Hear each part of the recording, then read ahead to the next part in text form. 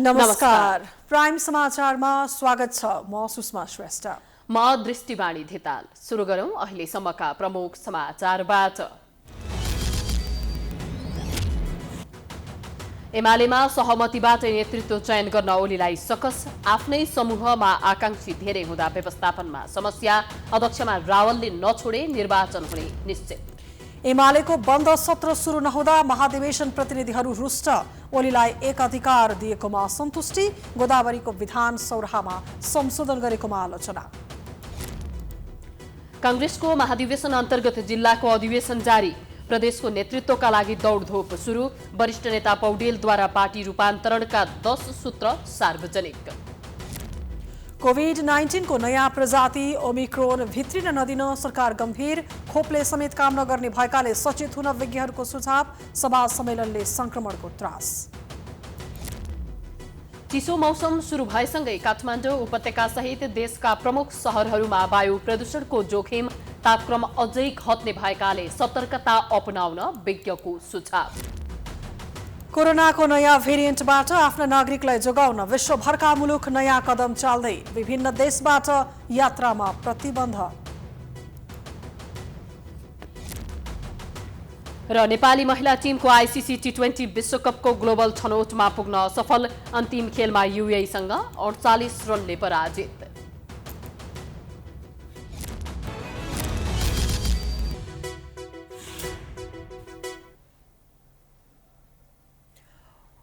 अब समाचार विस्तारमा। समाचारको सुरुमा महाधिवेशन विशेष सामग्री।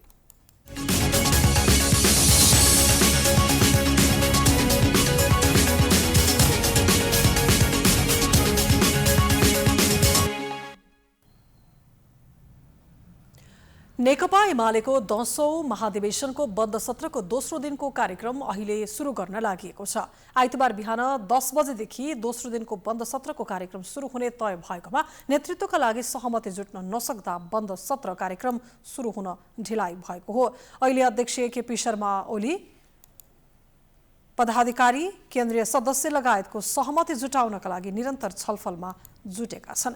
एमालेका 4 नेताले पदाधिकारी सहित केन्द्रीय कमिटीका लागि 301 जनाको नाम तयार गरी अध्यक्ष केपी शर्मा ओलीलाई बुझाएका छन्। अध्यक्ष ओलीले प्रस्तावित नामको सूची तयार गर्न नेताहरू विष्णु पौडेल, शंकर पोखरेल, प्रदीप गेवालीलाई जिम्मा दिएका थिए। त्यही अनुसार नेताहरूले प्रस्तावित सूची तयार गरेका हुन्। उक्त सूचीलाई अध्यक्षसँग छलफल गरी अन्तिम रूपमा दिइने र बन्द सत्रमा पेश गर्ने तयारी छ। अन्य पदमा सहमति भए पनि अध्यक्षको उम्मेदवारीबाट भीम रावल पछि नहटेपछि सहमतिमा सकस भएको हो। यद्यपि ओली निकट नेताहरूलाई व्यवस्थापन गर्न पनि समस्या परिरहेको छ।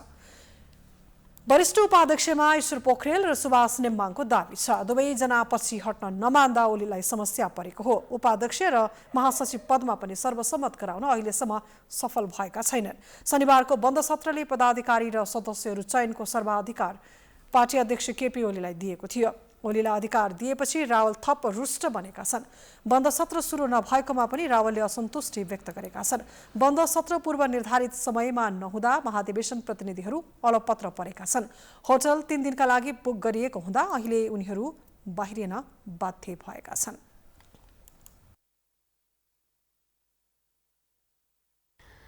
नेकपा एमालेले अध्यक्ष केपी शर्मा ओलीको हटका कारण आन्तरिक लोकतन्त्रको क्षयीकरण बेहोर्दैछ। एमालेलाई औंलाको इशारामा चलाउने ओलीको चाहनामा पार्टीका वरिष्ठ नेताहरूको समेत साथ रहँदै आएको छ। यस्ता कारणले संसदमा सबैभन्दा ठूलो दल एमालेको आन्तरिक राजनीति भने तानाशाही बन्दैछ, जसको मञ्चन चितवनमा भइरहेको छ। एक रिपोर्ट। नेकपा एमालेको 10औं राष्ट्रिय महाधिवेशनले अध्यक्षमा फेरि एकपटक केपी शर्मा ओलीलाई चुन्ने विषयमा कुनै शंका छैन। यो महाधिवेशनका लागि ओली र उनी पक्षधर नेताहरूले जसरी तल्लो तहदेखि प्रतिनिधि चयनमा एकलौटी गरे, त्यसले यो महाधिवेशनबाट ओली र उनका प्रिय नेताले चाहेका बाहेक अरू व्यक्ति कुनै पनि पदमा आउन सक्ने अवस्था छैन। तर ओली भने शानदार सोफामा बसेर आफूले चयन गरेका नाम वाचन गर्दा महाधिवेशनमा आएका झण्डै 2300 प्रतिनिधिले ताली पिटेर नै अनुमोदन गरोस् भन्ने चाहन्थे। तर विधानलाई हेर्ने हो भने उम्मेदवारी मनोनयन बिना छानिएका केन्द्रीय सदस्य तथा पदाधिकारीले वैधानिकता पाउने सम्भावना छैन। नेकपा एमालेको निर्वाचन आयोगका अध्यक्ष विजय सुब्बा समेत यो कुरामा सहमत छन्। सर्वसम्मतै भए पनि त्यो निर्वाचन प्रक्रियाबाट आउँछ। उम्मेदवारी दर्ता नगरिकन त्यो कोही मान्छे निर्वाचित हुन्छ र हुँदैन नि। त्यसैले निर्वाचन कार्यक्रम मार्फत आउँछ सबै कुराहरू सर्वसम्मत भए पनि। यति फरक हो, निर्वाचन नहुने अवस्था आयो भने अरू केही पनि भएन, सर्वसम्मत भयो भने निश्चित उम्मेदवार हुन्छ, त्यति हो। त्यसकारण यो पार्टीबाट आएर लेखेर आइसकेपछि मात्रै यो 301 को क्लस्टर डिभिजन हुन्छ, त्यो आइसकेपछि मात्रै हाम्रो काम सुरु हुन्छ। परम्परा र वैधानिक आधारलाई लत्याएर ओलीले आफ्नो हट पूरा गरेका छन्। एमालेमा आन्तरिक लोकतन्त्र मर्न दिनु हुँदैन भन्ने पक्षधर केही नेताका कारण ओलीको चाहना सफल हुने अवस्था देखिएको थिएन। तर त्यो आवाजलाई समेत उनले पेलेरै अगाडि बढे। ओलीकै नजिक रहेका कतिपय नेता समेत संसदमा झैँ ताली पिटेर महाधिवेशनमा पदाधिकारी चयन गर्नु गलत रहेको बताउँछन्। पार्लियामेन्ट होइन, मैले भनिसकेँ त तपाईँलाई। पार्टी हो, पार्लियामेन्ट हो। नेकपा एमाले एउटा संस्था, एउटा राजनीतिक दल हो, उसले आफ्नो प्रक्रिया अपनाएर जान्छ। पार्लियामेन्ट चल्ने सिस्टम अर्कै छ, हाम्रो सिस्टम अलिकति सर्वसम्मतमा नेतृत्व चयन होला कि नहोला तपाईँलाई के लाग्छ? मैले अघि भने सर्वसम्मत रूपले नेतृत्व चयन भयो भने भइहाल्छ, भएन भने प्रक्रियामा हामी अगाडि बढेकै हुन्छ, त्यसमा भोटिङ हुन्छ। कुनै समय एमालेमा आन्तरिक लोकतन्त्र बलियो बनाउन सबै पदाधिकारी निर्वाचित गर्नुपर्ने आवाज उठाएका तिनै ओलीले अहिले आफ्नो विगत बिर्सिएका छन्। आफूले राखेको अजानबाट आफै पछाडि हटेका छन्। अहिले चुनावी प्रक्रियामा गएर आन्तरिक लोकतन्त्र बलियो बनाऊ भन्ने नेताहरू उनको आँखाको कसिङ्गर बनेका छन्। अध्यक्षमा दावेदारी पेश गरेका भीम रावललाई थाहा थियो उनले कदापि ओलीलाई हराउन सक्दैनन् भन्ने। तर चरम अहमका कारण ओलीले उनीसँग चुनावी मैदानमा उत्रिन चाहेनन्। यो हलले भने कि दलले भन्ने कुरा मतदानबाट मात्रै प्रमाणित हुन्छ। किनभने हलमा त्यत्रो जति पनि प्रतिनिधि कामरेडहरू हुनुहुन्छ, त्यसमध्ये कतिले भन्यो कतिले भनेन भन्ने त्यसको तौल्ने जोख्ने के हो मापदण्ड? त्यो हो निर्वाचन। एक। दोस्रो कुरा, हामी नेपालको संविधान बमोजिम लोकतान्त्रिक प्रणालीमा छौँ। जनताको चुनिने अधिकार भए जस्तै नेकपा एमालेका प्रत्येक प्रतिनिधिको चुन्ने र चुन्नी नपाउने सार्वभौम अधिकार हुन्छ। हाम्रो पार्टीको विधानले कुनै पनि व्यक्ति विशेषले सूची प्रस्तुत गरेर कसैलाई टीका लगाइदिने अधिकार राख्दैन कसैले पनि। त्यसैले मैले हाम्रो पार्टीको विधानको रक्षा, नेपालको लोकतान्त्रिक प्रणालीको रक्षाको पक्षमा मैले त्यो बोलेको हुँ। एमालेको 10औं महाधिवेशनले मुलुक र जनताका सामु एउटा प्रश्न छाडेको छ। आन्तरिक राजनीतिमा तानाशाह देखिएका ओलीले मुलुक सञ्चालन गर्न पाएको खण्डमा झन् के गर्लान्? चितवनमा ओलीले नाचेको नाचले उनलाई मात्र नभएर उनको वरिपरि रहेका नेताहरूलाई समेत लोकतन्त्रको विरोधीका रूपमा परिभाषित गरेको छ। महाधिवेशनमा आएका झन्डै 2300 प्रतिनिधिलाई रमिते बनाएको छ। ओली उनको आशे पासेलाई पुरातन सोच राख्ने वामपन्थी घेरा भन्दा बाहिर निस्कन नसक्ने नेताका रूपमा परिभाषित गरेको छ। समाचारको सिलसिला जारी छ, हामी विश्राम पछि आउँछौँ। विश्रामपछि स्वागत छ। अब बाँकी समाचार। दर्शकवृन्द, नेकपा एमालेको 10औं महाधिवेशन चितवनमा जारी छ। आज तेस्रो दिन हो। तेस्रो दिनलाई नै अन्तिम भनिए तापनि जुन रूपमा अहिले निरन्तर हुनुपर्ने प्रक्रियाहरूमा अवरोध खडा भएका छन्, सर्वसम्मतिबाट नेतृत्व चयन गर्ने प्रक्रियामा अवरोध आइलागेको छ। त्यो स्थितिले भोलि पनि महाधिवेशन लम्बिने हो कि भन्ने आशंका गर्न थालिएको छ। अहिले पछिल्लो अवस्था के छ, त्यहाँ के भइरहेको छ, बन्द सत्र चालु भयो या भएन, निर्वाचन प्रक्रियामा जाने भएको, यिनै सन्दर्भमा थप जानकारी दिनका लागि हाम्रा संवाददाता डेभिड पाण्डे प्रत्यक्ष रूपमा महाधिवेशन स्थल सौराहाबाट जोडिनु भएको छ। डेभिडजी, हजुर सुषमाजी, अहिले के भइरहेको छ? पछिल्लो त्यहाँको स्थिति, निर्वाचन प्रक्रियामा जाने कि सर्वसम्मतिमै नेतृत्व चयन हुने कि त्यो विवादले केही समाधान हुने अवस्था सृजना गर्यो या उस्तै अवस्था छ? जुन पहिलेदेखि नै जुन विकसित भइरहेको घटनाक्रम थियो अथवा भनौँ सर्वसम्मतिको विषय उठिरहेको थियो त्यो सर्वसम्मतिको नामावली तयार गर्नको लागि हिजो मात्र अध्यक्ष मण्डललाई जिम्मेवारी दिएको थियो महाधिवेशन प्रतिनिधिहरूको हिजोको बन्द सत्रबाट। र आज यति बेलासम्मको कुरा गर्ने भने बन्द सत्र यति बेलासम्म सुरु हुन सकिरहेको छैन। 7 बजी सुरु हुने भनेर माइकिङ गरिएको थियो, यद्यपि सुरु हुन सकेको छैन। र खास गरी 301 सदस्यीय केन्द्रीय कमिटी को नामावली अन्तिम तयार पारिएको छ भनेर जानकारी दिएको छ। यद्यपि पदाधिकारीहरूको विषयमा भने कुरा मिलिरहेको छैन। उता अध्यक्षमा उम्मेदवारी दाबी प्रस्तुत गरेका भीम रावलले आफ्नो ट्विटर मार्फत यो जुन प्रकारले अहिले नामावली टुङ्गो लगाउने काम गरिएको छ यसप्रति आपत्ति जनाएका छन् र विधि पद्धतिभन्दा बाहिर गएर अहिले जुन काम भइरहेको छ भनेर उनले आलोचना पनि गरिरहेका छन्। अरू अन्य नेताहरू जो पदाधिकारीहरूमा आकांक्षीहरू थिए उनीहरू यहाँ अहिले बसेर निरन्तर रूपमा आन्तरिक छलफलमा दिउँसोदेखि नै जुटिरहेका छन्। यद्यपि पदाधिकारीको विषय टुङ्गिन सकेको छैन। बाँकी केन्द्रीय कमिटीको नाम भने टुङ्गिएको छ भनेर जानकारी दिएको अवस्था छ सुषमाजी। जस्तो यहाँले भन्नुभयो यो निकै लामो प्रक्रिया, बिहान 10 बजे भनेको थियो, त्यसबीचमा पनि कुनै किसिमको निर्णय आउन सकेन। 7 बजे पनि अहिलेसम्म कुनै किसिमको निर्णय आउन नसकेपछि त्यहाँ दिनभरि महाधिवेशन स्थलमा रहने प्रतिनिधिहरू छन्, उनीहरूमा पनि एक किसिमको अब भनौँ के होला निर्णय भन्ने किसिमको कौतूहलता पनि थियो। त्यहाँ बसिरहँदा पनि के गर्ने भन्ने थियो। यो सहमतिका विषयमा लामो समयदेखि बहस भइरहँदा अहिले पछिल्लो समय आएर भीम रावलले पनि म पछि हट्दिनँ भनेपछि त निर्वाचन प्रक्रियामै जाने हो भन्ने अब हामी एक हिसाबले अनुमान लगाउन सक्छौँ। त्यस्ता केही कुराहरू बाहिर आएका छन् या छैन? खास प्रक्रियागत कुरा गर्ने हो भने जुन प्रकारले हिजो मात्र पनि नेकपा एमालेका अध्यक्ष केपी शर्मा ओली त्यस्तै गरेर महासचिव ईश्वर पोखरेलको भनाइलाई उद्धृत गर्ने हो भने उहाँहरूले यो जसरी सके सर्वसम्मत गर्ने होइन भने कोही आकांक्षी हुन्छ भने चाहिँ उनीहरू पनि अब निर्वाचनमा जाने जुन पदमा आकांक्षीहरू धेरै देखिएका छन् अथवा सर्वसम्मत जुट्न सकेन त्यसमा चाहिँ निर्वाचनमा जाने भनेर पनि हिजो घोषणा गरिरहेको अवस्था थियो। योभन्दा योभन्दा अगाडि पनि जब महाधिवेशनको माहौल तात्तिँदै गयो त्यति बेला अध्यक्ष केपी शर्मा ओलीले पनि आफू सर्वसम्मतिको लागि प्रयास गर्ने तर कसैलाई दबाब भने नदिने भनेर जुन अभिव्यक्तिहरू दिइरहेका थिए। अहिले भने त्यो माहौल ठिक बदलिएको छ। हिजोबाट नै खास गरी उम्मेदवारी प्रक्रिया अथवा निर्वाचनको प्रक्रिया हिजो नै टुङ्ग्याउनु पर्ने विषय भए पनि आज यति बेलासम्म नयाँ नेतृत्व पाइसक्नु पर्ने थियो 10औं महाधिवेशनको नेकपा एमाले। यद्यपि यही कारणले गर्दाखेरि हिजोको बन्द सत्र पनि विदेशी पाहुनाहरूको सम्बोधन त्यस्तै गरेर अध्यक्ष केपी शर्मा ओलीको सम्बोधन र केही विधान संशोधन प्रस्ताव चाहिँ पारित गर्नु बाहेक अरू कुनै प्रकारको पनि काम भएन। यद्यपि अध्यक्ष मण्डललाई यो नामावली तयार गरेर प्रस्ताव गर्ने भनेर उनीहरूले त्यो निर्णय गरेका थिए। अहिलेसम्म त्यो प्रकारको कुनै निर्णय पनि जुन प्रकारले उनीहरूले निर्णय गरे यसलाई चाहिँ फेरि कतिपयले भने यो अलोकतान्त्रिक विधि हो भनेर पनि आलोचना गरिरहेको अवस्था छ। निर्वाचनको कुरा गर्ने भने आज यति बेलासम्म सबै टुङ्ग्याउनु पर्ने भए पनि आज यही बन्द सत्र पनि सुरु नगरिकन निरन्तर रूपमा नेताहरू बिहानदेखि आन्तरिक छलफलमा जुटिरहेका छन्। केन्द्रीय कमिटीको विषयमा सबै सहमति जुटिसक्यो भनेर बाहिरहरू कुरा आइरहेको छ र 301 जना सदस्यहरू चाहिँ नामावली तयार भइसक्यो, केही समय पछाडि अब बन्द सत्रमा प्रस्तुत गरिने पेश गरिने भनेर जानकारी दिएको छ। यद्यपि पदाधिकारीहरूको विषय नमिल्दा अझै पनि विभिन्न नेताहरू अहिले पनि आन्तरिक छलफलमा जुटिरहेको अवस्था छ।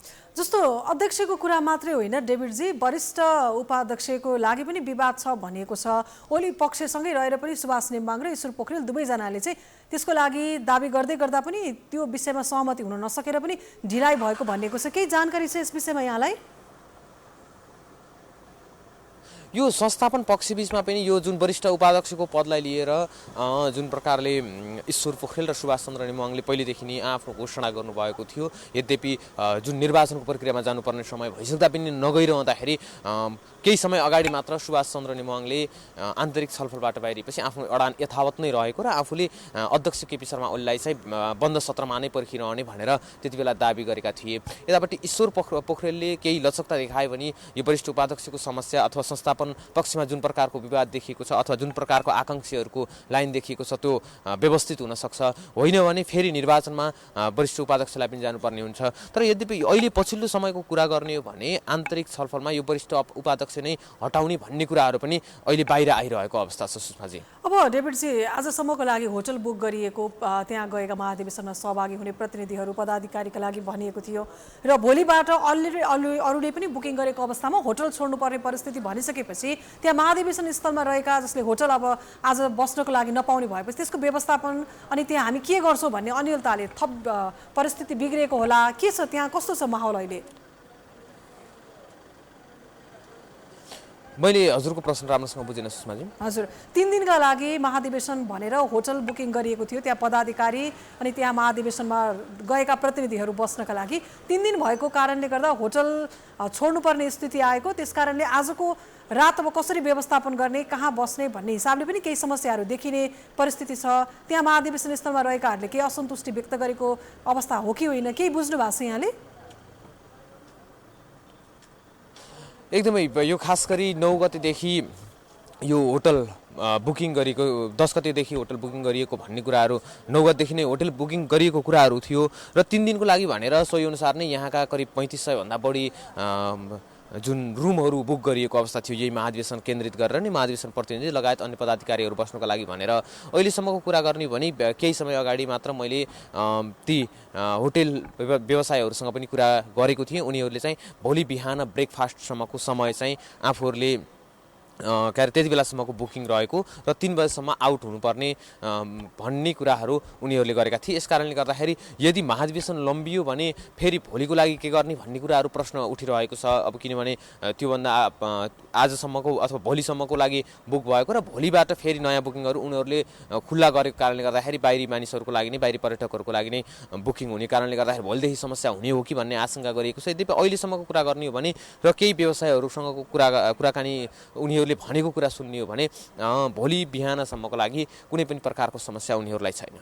जाँदा जाँदै अब सर्वसम्मति भन्दा निर्वाचन हुने अवस्था नै बढी देखियो होइन डेभिडजी? हो, यति बेलासम्मको कुरा गर्ने हो र प्रक्रियाबाट अगाडि बढ्ने हो भने र पार्टीगत रूपमा जुन प्रकारले विधानमा समेटेका कुराहरू निर्वाचन प्रणालीबाट अगाडि बढ्नुपर्छ भनेर जुन एमालेको विधानमा लेखिएको छ ती कुराहरूलाई आधार मान्ने हो भने अब यो ढिला भइसक्यो र अब कसरी हुन्छ निर्वाचन प्रक्रिया नै तत्काल सुरु गर्नुपर्ने अवस्था देखिएको छ यति बेलासम्मको कुरा गर्ने हो भने। हस्, जानकारीको लागि धन्यवाद। हाम्रा संवाददाता डेभिड पाण्डे हामीसँग प्रत्यक्ष रूपमा नेकपा एमालेको महाधिवेशन स्थल सौराहाबाट जोडिनु भएको थियो र विशेष गरी नेकपा एमाले सर्वसम्मतिमा नै नयाँ नेतृत्व चयन गर्ने भन्दै गर्दा त्यसमा विवाद देखिएपछि अब निर्वाचन हुने स्थिति देखिएको छ। यिनै सन्दर्भमा रहेर अझै पनि बन्द सत्र अगाडि बढ्न नसकेको र विवाद समाधानका लागि निरन्तर छलफल जारी भएको बारेमा उहाँले हामीलाई थप जानकारी गराउनुभयो। अब बाँकी प्रसङ्ग, नेपाली कांग्रेसको 14औं महाधिवेशन अन्तर्गत केही जिल्लाको अधिवेशन जारी रहेको छ। केही जिल्लाको अधिवेशन सम्पन्न भएको छ। यसअघि हिजो पनि केही जिल्लामा पुनः मतदान गरेर नेतृत्व चयन गरिएको निर्वाचन समितिले जनाएको छ। नेपाली कांग्रेस काठमाडौँको जिल्ला सभापतिका लागि मतदान सम्पन्न भएको छ। काठमाडौँमा नेता प्रकाशमान सिंह र केन्द्रीय सदस्य गगन थापा पक्षले संयुक्त रूपमा प्यानल बनाएका छन्। काठमाडौँमा सिंह थापा पक्षबाट अहिलेका सभापति कृष्ण सबोज बानिया र पूर्व महामन्त्री कृष्ण प्रसाद सिटौला समूहका नेता उपेन्द्र कार्की सभापतिको उम्मेद्वार छन्। 14औं महाधिवेशनका लागि 2 वा सोभन्दा बढी निर्वाचन क्षेत्र रहेका जिल्लामा मङ्सिर 10 गतेदेखि अधिवेशन भइरहेको छ भने काठमाडौँमा आइतबार भएको हो। एक मात्र संख्या निर्वाचन क्षेत्र भएका जिल्लाहरूमा मङ्सिर 6 मा जिल्ला अधिवेशन भएको थियो। त्यसअघि 14 हिवाली जिल्लामा जिल्ला अधिवेशन सकिएका थिए। कांग्रेसले यही मङ्सिर 16 देखि 17 सम्म प्रदेश अधिवेशन गर्दैछ। प्रदेशको नेतृत्वका लागि नेताहरूले उम्मेदवारी दिने घोषणा गर्न थालेका छन्। साथै प्रदेशमा आकांक्षीहरू धेरै देखिएका छन्। पार्टीभित्रको एउटै गुटबाट पनि एउटै प्रदेशमा दावेदार धेरै देखिएका छन्, जसले गर्दा प्रदेशको अधिवेशन पनि रोचक बन्ने देखिएको छ। मङ्सिर 24 देखि 26 गतेसम्म काठमाडौँमा केन्द्रीय महाधिवेशन गर्ने कांग्रेसको तयारी रहेको छ।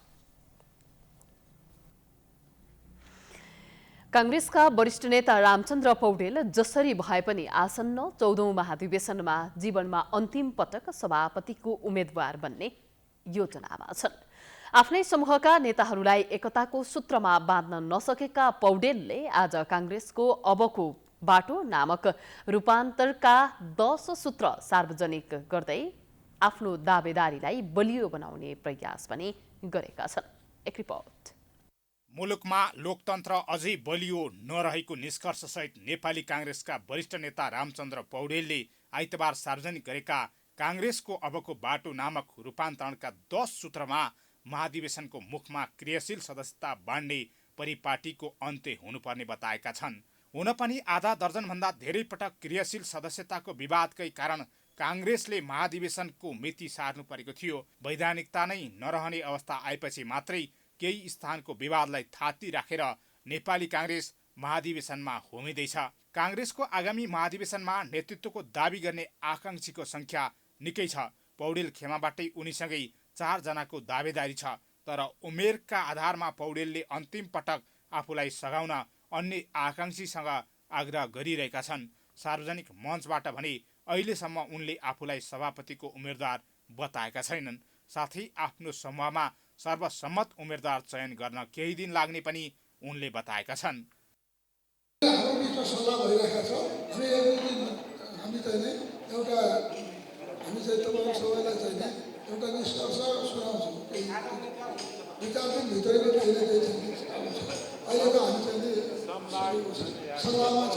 सुख र सुविधाको जीवन छोडेर 14-15 वर्ष काल कोठरीमा बिताउनुको तात्पर्य व्यक्तिगत खुसी र उन्नयनको खोजी नभएको धारणा राख्दै आफ्नो राजनीति समाजको परिवर्तन र रूपान्तरणका लागि भएको समेत उनले बताएका छन्। साथै उनले काङ्ग्रेसको वर्तमान नेतृत्वलाई लक्षित गर्दै आफ्नो पक्षले हार्छ भनेर नेपाल दलित सङ्घ, जनजाति सङ्घ, किसान सङ्घ, नेपाल विद्यार्थी सङ्घ लगायतका भातृ संस्थाको अधिवेशन नै गराउन नचाहेको आरोप समेत लगाएका छन्। उनले आफ्नो एउटै मात्र उद्देश्य गुटविहीन पार्टी बनाउनु रहेको समेत बताए। उनले आफू सभापति भएको अवस्थामा पार्टीका सबै निकाय र अङ्गको चुनाव समयमा गराउन प्रतिबद्ध रहेको धारणा पत्र मार्फत सार्वजनिक गरेका छन्। महाधिवेशनै हुन्छ, निर्णय चाहिँ नेता नेतृत्वको चयनको पनि प्रसङ्ग छ। त्यस बेलामा चाहिँ एउटा चाहिँ बिना विचारै चाहिँ प्रतिस्पर्धा होस् भन्ने भन्दा एउटा विचारसहितको प्रतिस्पर्धा होस् भन्ने चाहना पनि हो मेरो चाहना। मेरो चाहनाले मात्रै भएन, सिङ्गो पार्टीले त्यो कार्यक्रम बनायो, अब त्यसैले गाइड गर्छ अहिले चाहिँ। तर पनि एउटा चाहिँ वैचारिक क्षेत्रमा यो बढ्दै यो तरङ्ग फैलियोस् र विचार छलफल चलोस् भन्ने मेरो चाहना हो। वरिष्ठ नेता पौडेलले बारम्बारको अस्थिरता र नयाँ नयाँ प्रयोग अब नेपालले धान्न नसक्ने बताउँदै अकुण्ठित मौलिक हक, विधिको शासन र सुसभ्य समाज निर्माण आफ्नो लक्ष्य रहेको समेत धारणा राखेका छन्। सत्ता कुनै दल विशेषको मात्र नभएर समस्त जनताको हो भन्ने कुरा साकार गराउनु आवश्यक रहेको कुरा समेत उनले आफ्नो धारणा पत्र मार्फत सार्वजनिक गरेका छन्। जति भोग गरे पनि तृप्त नहुने नेतृत्वको पद लिप्सा, सामदाम दण्डभेदको नीति अपनाएर आफ्नो सत्ता अकण्टक राख्ने प्रवृत्ति भन्दा पनि नेतालाई महत्त्व दिने कार्यकर्ताको बानी व्यवहार लोकतन्त्रका लागि समस्या बनेको धारणा वरिष्ठ नेता पौडेलको छ। उनले धारणा पत्रमा राम्रो काम गरेर ख्याति कमाउन नसक्ने तेग्रमको भरमा सधैँ सत्तामा हावी भइरहनु पर्ने प्रवृत्ति घोर अलोकतान्त्रिक चरित्र भएको दावी समेत गरेका छन्। साथै उनले लोकतन्त्र बचाउन, राष्ट्र जोगाउन र राष्ट्रको सर्वतोमुखी उन्नति गर्न कर्मशील काङ्ग्रेस आवश्यक रहेको तथा त्यसका लागि काङ्ग्रेसको लोकतान्त्रिकरण हुनुपर्ने धारणा अघि सारेका छन्। प्राइम टाइम्स एचडीका लागि हरिशरण तिमल सिन्हाको रिपोर्ट।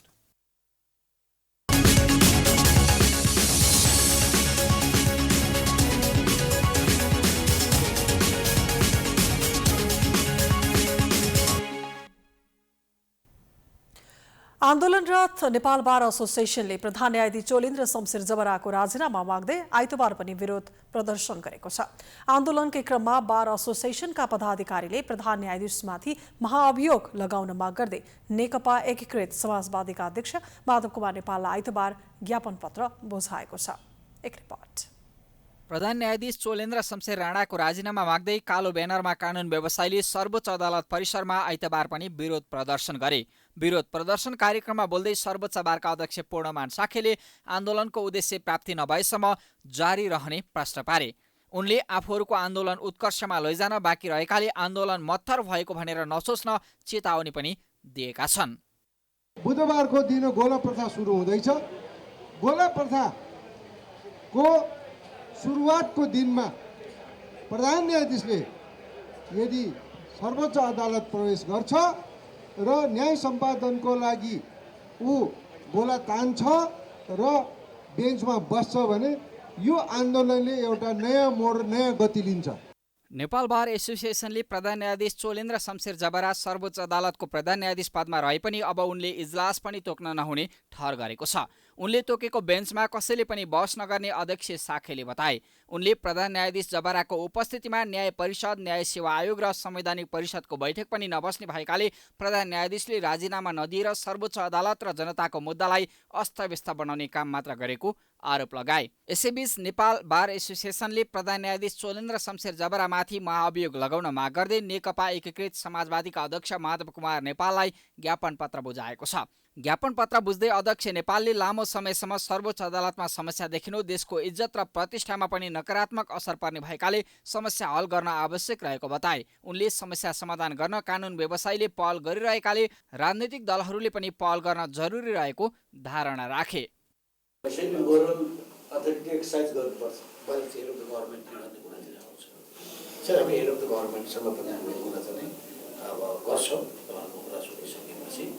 र उहाँले यो समस्यालाई हल गर्नका लागि सरकारबाट बोलाएर एउटा समाधान छिटोभन्दा छिटो समाधान, किन धेरै मान्छेले न्याय पाउन सकिरहेका छन् र यसको एकदम ठुलो राम्रो सन्देश गइरहेको छ। आइतबार बारका अध्यक्ष चण्डेश्वर श्रेष्ठ, उपाध्यक्ष रक्षा बस्याल, महासचिव लीलामणि पौडेल, सर्वोच्च अदालत बार एसोसिएसनका अध्यक्ष पूर्णमान साखी सहितका पदाधिकारीले संघीय संसद सचिवालयमा पूर्व प्रधानमन्त्री समेत रहेका नेकपा एकीकृतका अध्यक्ष माधव कुमार नेपाललाई भेटेर ध्यानाकर्षण पत्र बुझाएका थिए। यो न्यायपालिकाको चाहिँ मान सम्मान इज्जत चाहिँ तल झरिरहेको छ, प्रतिष्ठा समाप्त भइरहेको छ। यो समाप्त भएको प्रतिष्ठालाई फेरि ठाउँमा पुर्याउन सक्ने अवस्था नभएको हुनाले यो आन्दोलन हामी जुन गरिरहेको छौँ, यो आन्दोलनलाई हामीले सुधारको एउटा कोसे ढुङ्गा बनाएर अगाडि बढ्न जरुरी छ। नेपाल बारले केही दिन अघि प्रधानमन्त्री, सभामुख तथा राजनैतिक दलका शीर्ष नेतृत्वलाई ज्ञापन पत्र बुझाएको थियो। प्रधान न्यायाधीश राणाको राजीनामालाई बटम लाइन बनाएर बारले कार्तिक 14 गतेदेखि निरन्तर विरोध प्रदर्शन गर्दै आइरहेको छ। प्रधान न्यायाधीश विरुद्धको नेपाल बार एसोसिएसनको आन्दोलनका कारण 30,000 भन्दा बढी मुद्दा सर्वोच्च अदालतमा पेन्डिङमा परेका छन्। प्राइम टाइम्स टेलिभिजनका लागि हरिशरण तिमल सिन्हाको रिपोर्ट। झण्डै 1 वर्ष अगाडि भारत तथा नेपालमा विध्वंस मच्चाएको र हाल विश्वभर फैलिएको डेल्टा भेरिएन्ट भन्दा पनि संक्रमक भेरिएन्ट ओमिक्रोनले फेरि एकपटक कोरोना महामारीको जोखिम बढाएको छ। अहिले अफ्रिका र अन्य केही मुलुकमा फैलिरहेको यो भेरिएन्ट तीव्र गतिमा फैलने तथा हालसम्म विकास भएका खोपले समेत यस विरुद्ध काम गर्न नसकिरहेको विज्ञहरू बताउँछन्। यो भेरिएन्टको जोखिमबाट बच्न नेपालले समयमै सतर्कता अपनाउनु पर्ने देखिएको छ। एक रिपोर्ट। दक्षिण अफ्रिकामा पुष्टि भएको कोरोना भाइरसको नयाँ भेरिएन्ट ओमिक्रोन तीव्र गतिमा फैलिरहँदा यसले सबैको ध्यान तानेको छ। विश्व स्वास्थ्य संगठनले समेत यो भेरिएन्टलाई भेरिएन्ट अफ कन्सर्नको घोषणा गरिसकेको छ। यो भेरिएन्ट तीव्र रूपमा फैलिने र ठूलो संख्यामा उत्परिवर्तित हुने भन्दै सतर्क रहन संगठनले आग्रह गरेको छ। दक्षिण अफ्रिकासँगै यो भेरिएन्ट बोत्सवाना, बेल्जियम, हङकङ र इजरायलमा पनि पुष्टि भइसकेको छ। बेलायत, अमेरिका लगायत विश्वका धेरै देशले संक्रमण फैलिन सक्ने भन्दै दक्षिण अफ्रिका जान आउन प्रतिबन्ध लगाइसकेका छन्। नेपाल पनि यो भाइरसको उच्च जोखिममा रहे पनि अहिलेसम्म ओमिक्रोन भेरिएन्ट पुष्टि भइसकेका देशहरूमा आवतजावत कडाई गरिएको छैन। अन्य देशले धमाधम उडान प्रतिबन्ध लगाइरहँदा नेपाल भने फेरि पनि उही पुरानो गल्ती दोहोऱ्याइरहेको छ।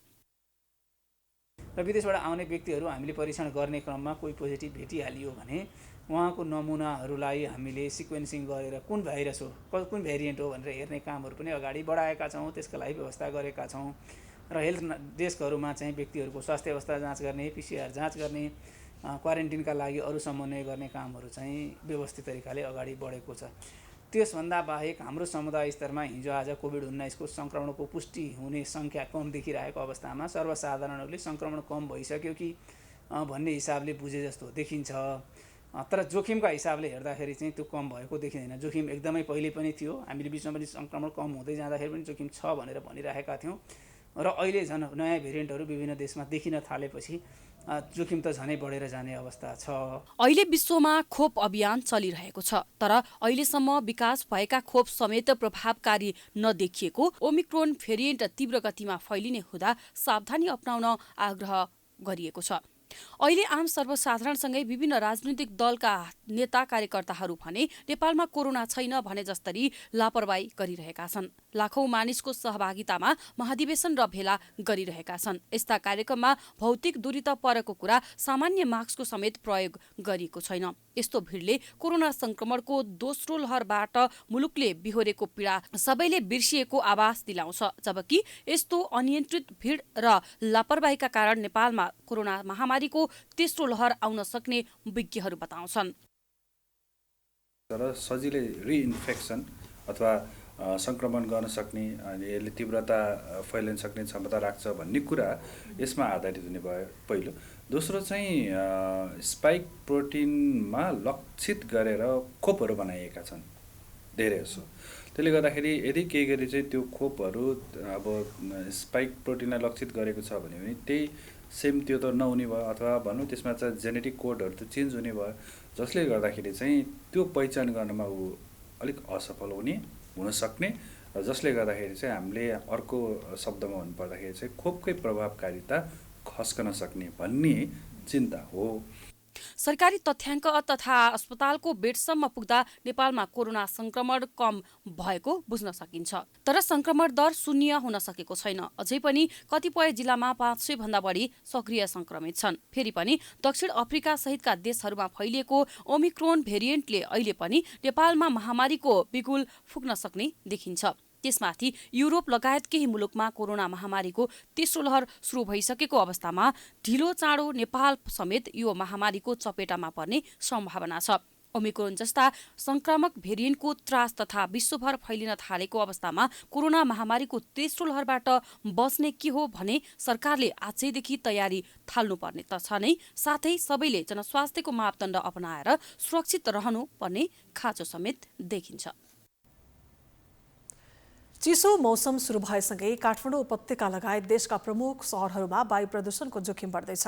गएको वर्ष झै यसपालि प्रदूषणको मात्रा उच्च भएको छैन, तर अझै चिसो बढ्ने क्रम जारी नै रहेकाले सतर्कता अपनाउन भने विज्ञहरूले सुझाव दिएका छन्। एक रिपोर्ट। नेपालमा वर्षौनी वायु प्रदूषणको समस्या बढ्दो मात्रामा छ। जाडो मौसममा बढ्ने वायु प्रदूषणका कारण मानव स्वास्थ्यमा विभिन्न समस्या देखा पर्ने विज्ञले औँलाएका छन्।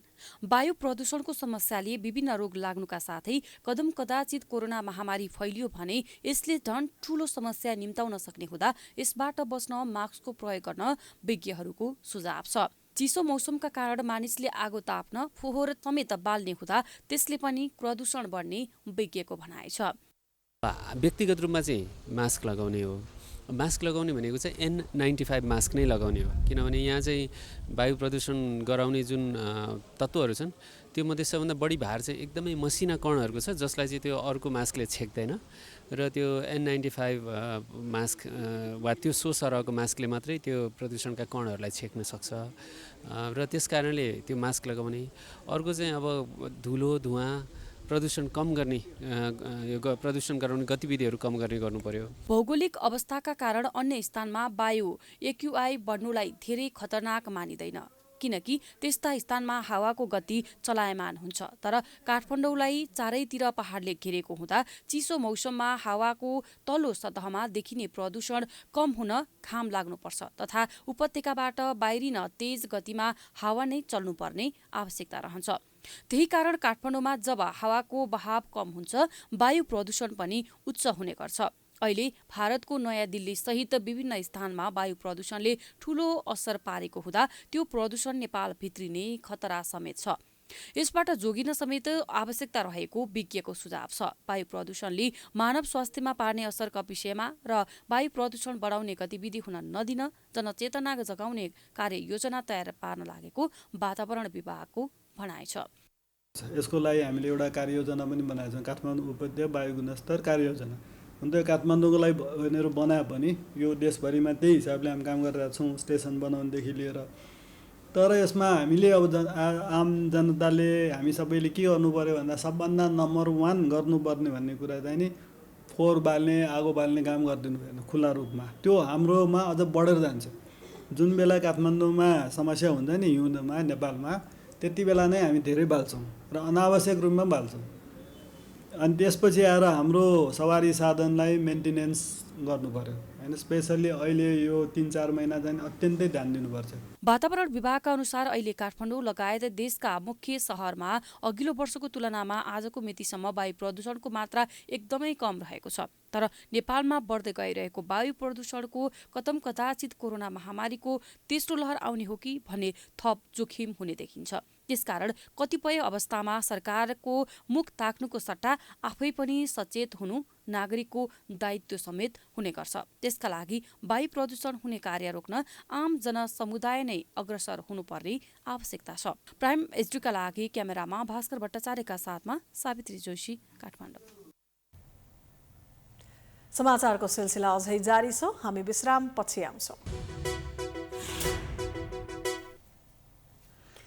विश्रामपछि स्वागत छ। अब आर्थिक समाचार।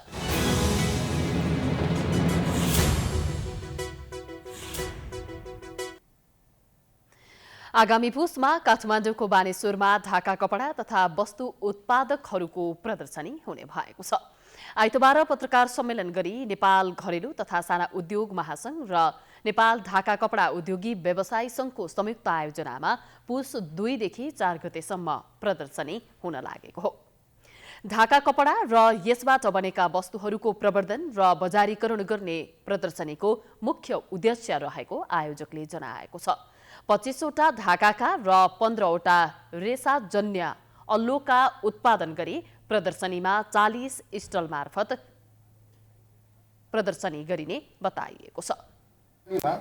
40 वटा स्टल मध्ये 25 वटा स्टलमा ढाकाका वस्तुहरू र 15 वटामा रेसाजन्य अल्लोका उत्पादनहरू राखिनेछन्।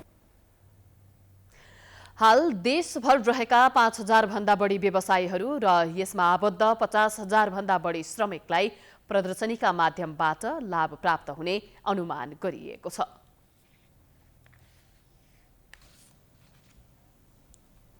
अब अन्तर्राष्ट्रिय समाचार।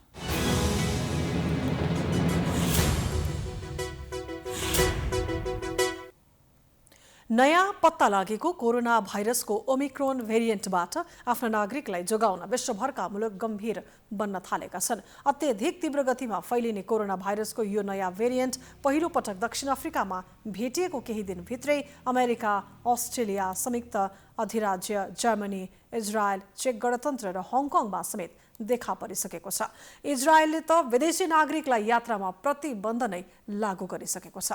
इजरायलमा 7 जनामा ओमिक्रोन भेरिएन्ट देखा परेपछि तत्काल दक्षिण अफ्रिकाबाट आउनेलाई 1 साता क्वारेन्टिनमा बस्नुपर्ने नियम लागू गरिएको थियो। त्यस्तै त्यहाँ मलावीबाट फर्किएका व्यक्तिमा पनि भेरिएन्ट देखा परेको थियो। उता अस्ट्रेलियामा दक्षिण अफ्रिकाबाट आएका 2 जनामा कोरोना भाइरसको ओमिक्रोन भेरिएन्ट देखा परेको थियो। साथै अस्ट्रेलियामा दक्षिण अफ्रिकाको विभिन्न 9 मुलुकबाट आउने मध्ये यात्रा प्रतिबन्ध लगाइएको छ, जसमा दक्षिण अफ्रिका, लेसेथो, बोत्सवाना तथा जिम्बाब्वे रहेका छन्। यस्तै दक्षिण कोरिया विभिन्न 7 वटा अफ्रिकी मुलुकबाट आउने यात्रुमाथि कडा नियम लागू गर्न बाध्य भएको छ। यसैगरी कोरोना महामारीको तेस्रो लहरबाट जुधिरहेका युरोपेली मुलुकहरूमा पनि ओमिक्रोन भेरिएन्ट भेटिएपछि जोखिम न्यूनीकरणका लागि थप उपाय अपनाइएको छ।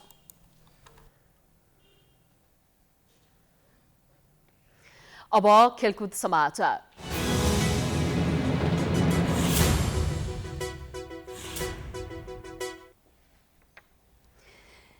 नेपाली महिला टिमको आइसिसी टी20 विश्वकपको ग्लोबल छनौटमा पुग्न असफल भएको छ। दुबईमा जारी एसिया छनौटको अन्तिम खेलमा युएईसँग 38 रनले पराजित भएपछि नेपाली महिला टिमको 15 वर्षको पर्खाइ यसपटक पनि सपनामा नै सीमित भएको छ। जितका लागि चाहिएको 128 रनको लक्ष्य पछ्याउने क्रममा नेपालले निर्धारित 20 ओभरको 2 बल बाँकी छँदा अल आउट हुँदै केवल 79 रन बनाउन सक्यो। नेपालका लागि इन्दु वर्माले सर्वाधिक 15 रन जोडिन्। सीता राणा मगरले 13 रनको योगदान गरिन्। युएईका लागि समाइरा धर्नी धड्काले सर्वाधिक 4 विकेट हात पारिन्। यसअघि दुबईको आइसिसी एकाडेमी ग्राउन्डमा टस हारेर युएईले निर्धारित 20 ओभरमा 5 विकेट गुमाएर 127 रन जोड्यो। युएईका लागि चामानी सेने भिरत्नाले सर्वाधिक 52 रन तथा थिर्था सतीशले 47 रन जोडिन्। नेपालका लागि कविता कुँवरले सर्वाधिक 2 विकेट लिइन्। नेपाललाई पराजित गरेको युएईले लगातार 5 खेल जित्दै ग्लोबल छनौटमा स्थान सुरक्षित गरेको छ।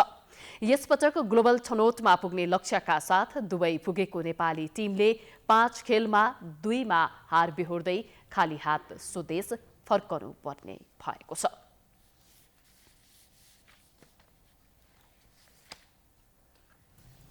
हामी समाचारको अन्त्यमा आइपुगेका छौं। जाँदा जाँदै प्रमुख समाचार पुनः एकपटक।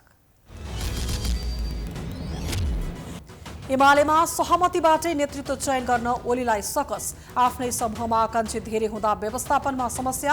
अध्यक्षमा रावलले नछोडे निर्वाचन हुने निश्चित। एमालेको बन्द सत्र सुरु नहुँदा महाधिवेशन प्रतिनिधिहरू रुष्ट। ओलीलाई एकाधिकार दिएकोमा असन्तुष्टि। गोदावरीको विधान सौराहामा संशोधन गरिएकोमा आलोचना। कांग्रेसको महाधिवेशन अन्तर्गत जिल्लाको अधिवेशन जारी। प्रदेशको नेतृत्वका लागि दौडधुप सुरु। वरिष्ठ नेता पौडेलद्वारा पार्टी रूपान्तरणका 10 सूत्र सार्वजनिक। कोभिड-19 को नयाँ प्रजाति ओमिक्रोन भित्रन नदिन सरकार गम्भीर। खोपले समेत काम नगर्ने भएकाले सचेत हुन विज्ञहरूको सुझाव। सभा सम्मेलनले संक्रमणको त्रास। चिसो मौसम सुरु भएसँगै काठमाडौँ उपत्यका सहित देशका प्रमुख शहरहरूमा वायु प्रदूषणको जोखिम। तापक्रम अझै घट्ने भएकाले सतर्कता अपनाउन विज्ञको सुझाव। कोरोनाको नयाँ भेरिएन्टबाट आफ्ना नागरिकलाई जोगाउन विश्वभरका मुलुक नयाँ कदम चाल्दै विभिन्न देशबाट यात्रा प्रतिबन्ध। र नेपाली महिला टिमको आइसिसी T20 विश्वकपको ग्लोबल छनौटमा पुग्न असफल। अन्तिम खेलमा युएईसँग 48 रनले पराजित।